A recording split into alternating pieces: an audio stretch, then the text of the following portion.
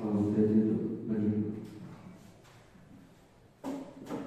Baik, terima kasih atas waktu yang diberikan kepada kami.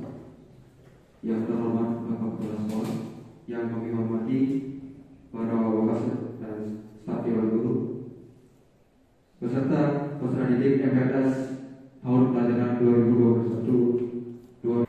Sebelum memulai kegiatan ini, mari kita bersama-sama panjatkan puja dan puji syukur kepada Maha yang Widiwasa atau Tuhan Yang Maha Esa. Berkat asuh berkewanan berkat beliau, kita dapat melaksanakan kegiatan MPLS peserta didik baru tahun pelajaran 2021 tahun 2022 dengan berkat Bapak Jelima. Om Swastiastu. Assalamualaikum warahmatullahi wabarakatuh. Salam sejahtera. Namo Buddhaya. Salam. Di sini kami akan menyampaikan materi yang ketiga atau di hari terakhir pertemuan kita, MPLS kita di sini, yaitu tentang tata tertib dan cara hidup sehat perangi narkoba.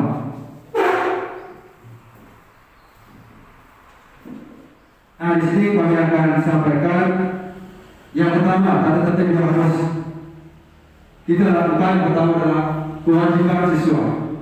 Apa sih kewajiban seorang siswa? Ya, yang pertama kita dilihat dari kelakuan, bagaimana kita berperilaku. Salah satunya adalah berperilaku di sekolah. Setiap peserta didik wajib yang pertama menghormati dan menghargai para guru, kepala sekolah dan staf pegawai. Yang kedua, sopan santun dalam berbicara dan bertingkah laku. Yang ketiga, mengikuti proses pembelajaran sesuai dengan waktu yang telah ditetapkan sekolah secara tertib. Nah, yang berikutnya, menjaga serta melihara kebutuhan dan fungsi alat pembelajaran yang ada di sekolah. Yang berikutnya, menjaga serta memelihara kebersihan dan keindahan lingkungan sekolah. Yang berikutnya, menjaga nama baik sekolah, guru, kepala sekolah, staf pegawai, dan sesama teman sejawat. Yang berikutnya, menjaga kerukunan dan hubungan baik dengan guru, kepala sekolah, staf pegawai, dan sesama teman sejawat.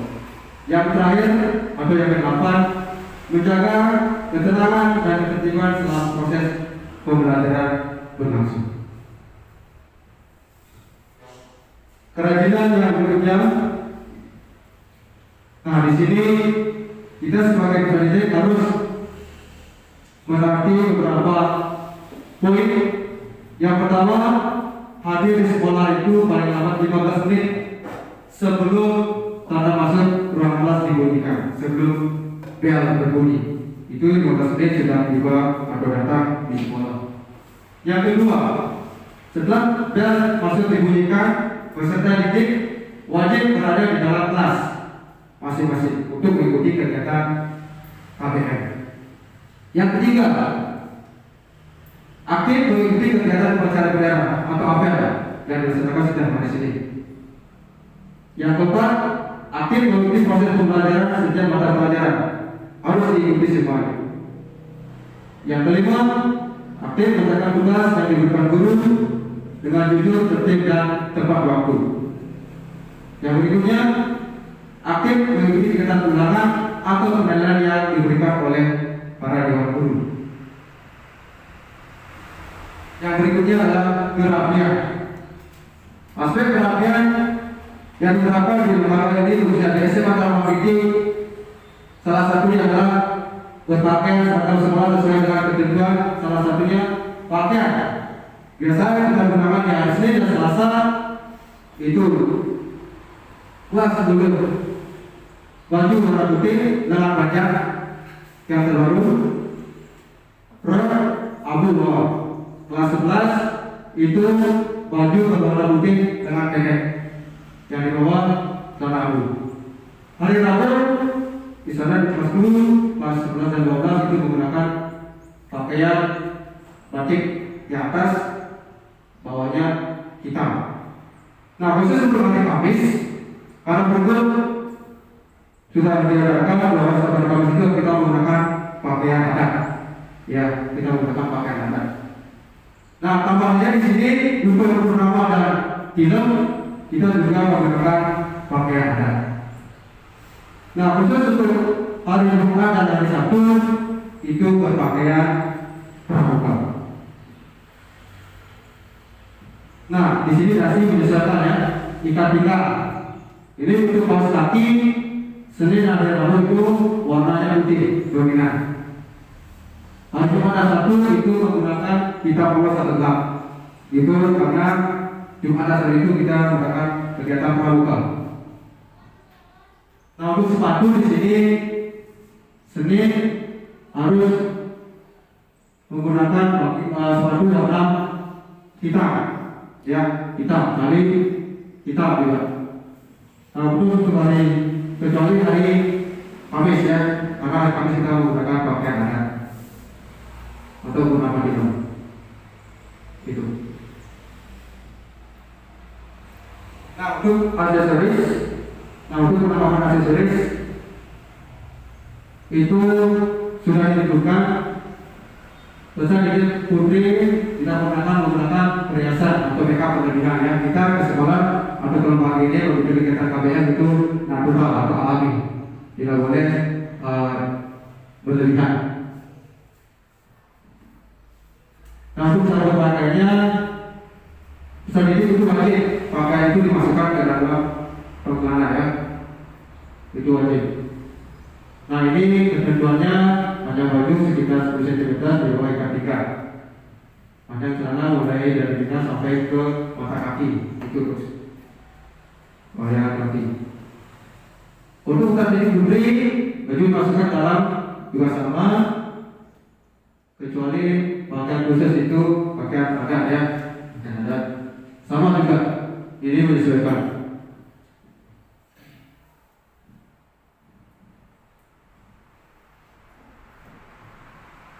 Nah, di sini disebutkan pagi ini juga menetapkan bagaimana memelihara rambut yang rapi dengan ketentuan yang untuknya misalnya di Jogja bisa kalau perhatikan di sana potong rambut pendek tapi tidak menyentuh alis serta rambut samping melebihi daun telinga, tidak boleh melebihi dari daun telinga yang samping. Dan warna rambut hitam, tidak ada yang diwarnai. Itu. Yang pesan ini yang putri juga sama. Yang di sini untuk yang diterapkan adalah bagaimana cara mengikat rambutnya agar dikepal dua, supaya kita sesuaikan dengan harinya. Hari Senin dan Selasa itu warna putih, hari Rabu itu kita warna biru, hari Jumat dan hari Sabtu itu berwarna coklat. Warna rambut juga harus hitam. Ya, tidak ada yang diwarnai atau modelnya stylish standar. Nah, untuk kegiatan KBM, kegiatan pembelajaran untuk di sekolah itu masuk sekolah, tiba di sekolah itu adalah jam 7.15 kita sudah sampai di sekolah. Ya, dan pulang sekolah itu adalah jam 13 atau jam 1 siang. Khusus hari Senin itu masuknya lebih awal, jam 7 dari sekolah karena kita akan melakukan upacara bendera. Nah, di sini juga penting ya tentang ketertiban lalu lintas, karena kita di sini adalah sentralnya daerah pariwisata, ya, maka diharapkan semua pendidik mentaati peraturan yang ada, yaitu dengan menggunakan helm. Ya, kita menggunakan helm untuk keselamatan berlalu lintas. Dan di sekolah juga kita menyiapkan kartu identitas peserta didik itu. Nah, untuk pelanggaran-pelanggarannya nanti akan diberikan saksi yang sanksinya itu berupa teguran, kategori, lapor, kerajinan dan kerapian. Itu dilihat dari 3 aspek nanti.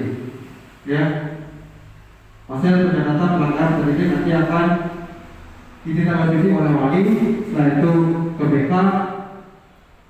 Lalu BK baru pembinaan nanti kepada kesiswaan. Nah itu untuk tata tertib yang ada di lembaga SMA Dharma Bakti khususnya. Nah itu gambaran secara umum saja kita sampaikan karena situasi dan kondisi saat ini masih pandemi. Ya mudah-mudahan apa yang disampaikan itu tentang tata tertib bisa diikuti dan dilaksanakan nantinya. Nah yang berikutnya kami tambahkan di sini adalah tentang narkoba. Narkoba di sini kami sampaikan jenis-jenis dari narkoba ya. Yang pertama itu ada di narkoba untuk proses pembuatannya. Yang berikutnya narkoba untuk efek yang ditimbulkan, dampak penyalahgunaan narkoba, gejala yang bisa didalami pengguna narkoba, yang terakhir itu faktor mendorong penjualan dari narkoba itu sendiri. Nah di sini kami sampaikan yang pertama adalah jenis narkoba menurut proses pembuatannya. Yang di sini ada 3. Yang pertama adalah alami, yang kedua adalah semi sintetis, yang ketiga adalah sintetis. Nah yang alami ini ya dampaknya dampak penyalahgunaan narkoba. Nah di sini dampaknya ada fisik dan psikologis ke siswa ya. Dari segi fisik, pengaruh dari narkoba itu adalah organ tubuh yang paling banyak dipengaruhi secara fisik. Ya dari cara penglihatan, ya dari psikologis kita bisa berpikir secara normal. Berarti dia berpikirnya menghayal. Ya kalau sudah terkena dari narkoba itu sendiri. Terus depresi. Ya depresi sering muncul karena rasa bersalah dan putus asa karena gagal ditambahkan ada sikap menyalahkan dari keluarga atau istilahnya broken. Ya akan disampaikan agar berdampak dari narkoba ini sangat berbahaya.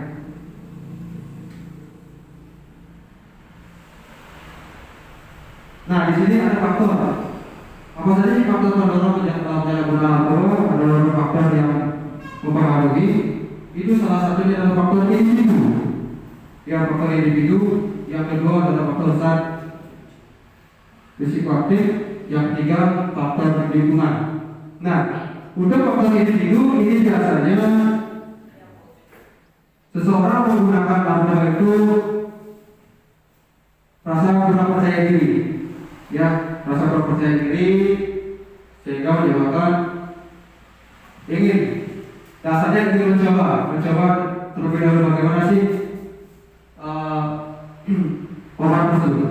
Yang namanya rasa psikoaktif ini saja bisa mempengaruhi kinerja pemikiran kita ya, kinerja kita untuk berbuat yang lebih yang menunjukkan bahwa kita itu mampu. Ya yang ketiga faktor lingkungan. Nah di sini faktor lingkungan yang sangat riskan. Ya karena di lingkungan banyak yang menggunakan, makanya kita bisa terjerat ke dalam barang tersebut. Nah dihimbau kepada peserta didik agar senantiasa selalu berkoordinasi atau berkomunikasi seandainya memiliki suatu permasalahan, kita akan komunikasi dengan orang tua. Ya agar semua permasalahan itu tidak terjerumus ke faktor atau lingkungan atau terjerat ke narkoba. Nah itu pemaparan tambahan dari kami untuk tata tertib narkoba. Nah untuk narkoba sendiri itu kita menggunakan istilahnya contohnya adalah water drugs. Ya itu sekian dan terima kasih atas waktunya dan kegiatan FPNS tahun pelajaran 2021-2022 ini sudah berakhir. Ya terima kasih atas waktu yang sudah disempatkan. Apabila dalam penyampaian materi selama kurang lebih 3 hari yang sudah dilaksanakan ada kekurangan yang bisa tidak sempurna, pasti banyak kekurangannya. Dan dari itu kami mohon maaf atas waktu dan kami dari perwakilan lembaga menutup kegiatan MKSD tahun pelajaran 2021